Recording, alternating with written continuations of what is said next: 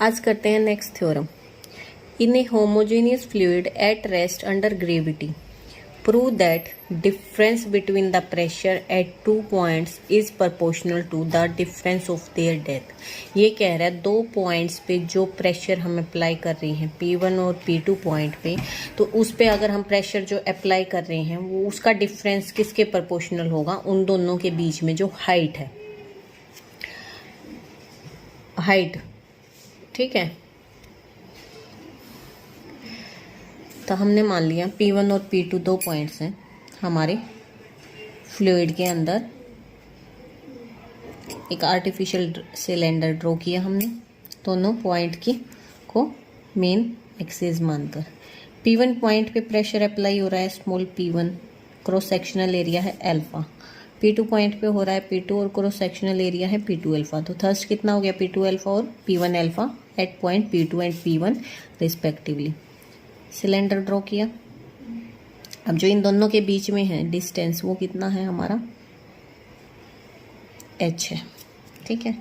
इसमें पूरे में फ्लूइड भरा हुआ है अंदर भी और बाहर भी, ठीक है। यहाँ से भी थ्रस्ट अप्लाई हो रहा है, ये पार्टिकल्स लगा रहे हैं इसके ऊपर, और यहाँ से भी, लेकिन ये क्योंकि इक्वल एंड अपोजिट साइड है तो ये डिमिनिश हो जाएंगे।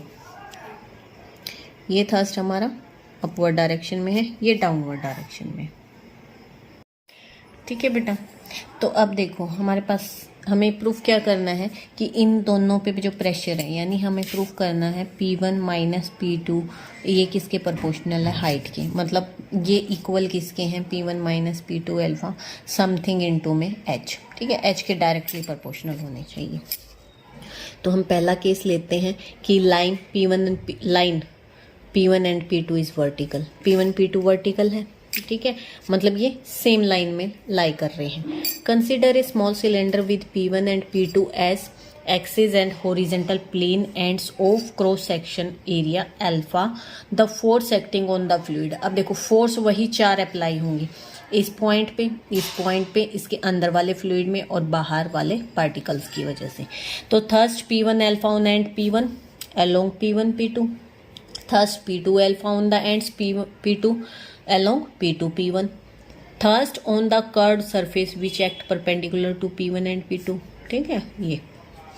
and weight of the fluid acting vertically downward। देखो द फ्लूइड क्या है, इक्विलिब्रियम में है, गिवन है हमारे पास।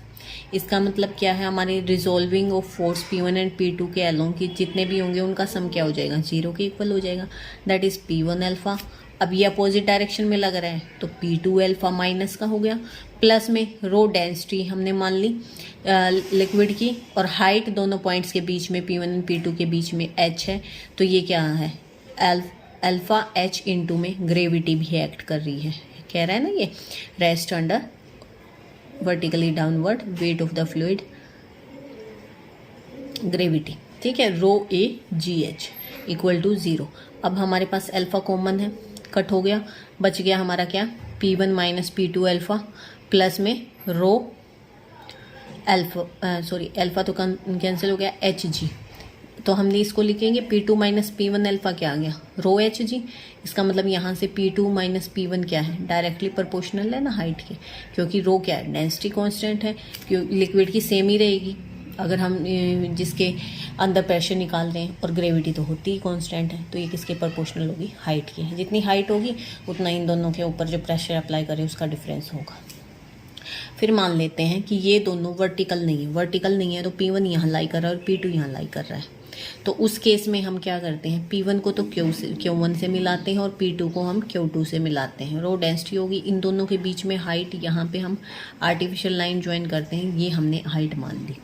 तो केस 1 क्या बनता है, जो प्रेशर एट Q1 होगा और प्रेशर एट P1 किसके इक्वल होगा, रो जी P1 Q1। Pressure at Q2 minus pressure at P2 क्या हो जाएगा, रो जी P2 Q2। ये यहाँ से इस थ्योरम से निकाल लिया हमने, ठीक है। P2 और Q2 के बीच में जो हाइट है,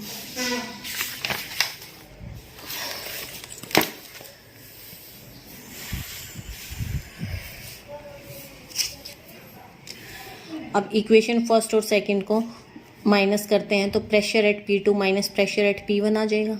अब P1 P2 पे माइनस P1 पे जो प्रेशर है वो इसके इक्वल हो जाएगा, और ये दोनों क्या, P1 minus P1 Q1 minus P2 Q2 क्या है देखो, H है। देखो ये सेम हाइट पे लिए हैं हमने इस पे, तो अगर हम ये माइनस में ये करते हैं तो यही बचेगा ना हमारे पास। तो ये क्या आ गया, रो जी एच सेम आ गया, यानी प्रोपोर्शनल। तो चाहे वो सेम पॉइंट पे लाई कर रहे हो या नहीं कर रहे हो, लेकिन वो हमारा प्रोपोर्शनल है। किसके, दोनों पॉइंट्स के बीच में जो हाइट है उसके। ये वाली थ्योरम है, ये इनकी तरह है, आप देख लेना, थ्योरम नंबर 1.21। फिर आता है, in a fluid at rest under gravity prove that the horizontal plane are surface of equal density. ये कह रहा है जो हॉरिजॉन्टल प्लेन है वो क्या है, सरफेस ऑफ इक्वल डेंसिटी का है। तो हमने मान लिया P1 और P2 कोई भी दो पॉइंट्स हैं फ्लूइड के अंदर on the same horizontal plane, same plane पे है। Q1 Q2 क्या है, वर्टिकली अबाव है इन दोनों के, ठीक है। अब P1 Q1 इक्वल है P2 Q2 के, ये हमें दिख रहा है। लेट रो1 रो2 be the mean densities of the fluid. हमने मान ली यहाँ पे तो फ्लूइड की डेंसिटी रो1 है और यहाँ पे रो2 है। B the mean densities of fluid P1 Q1 and P2 Q2 respectively. तो अब pressure at P1 minus pressure at Q1 किसके इक्वल होगा, रो1 जी, इसको ठीक कर लेना बेटा, ये इक्वल का निशान इधर आएगा, रो1 जी P1 Q1। Pressure at P2 minus pressure at Q2 क्या हो जाएगा, डेंसिटी चेंज हो रही है ना, रो2 जी P2 Q2। अब देखो pressure at P minus pressure at Q1, pressure at P1 minus pressure at Q2 क्या होगा, रो2 जी P2 Q2। ये हमने पिछली थ्योरम में पढ़ा है, 1.20 में हमने पढ़ा है ये वाली थ्योरम में, ठीक है। तो इसका मतलब क्या हो गया, pressure at P1 pressure at Q1, यानी ये इक्वल हो गया इसके, ये इसके इक्वल हो गया।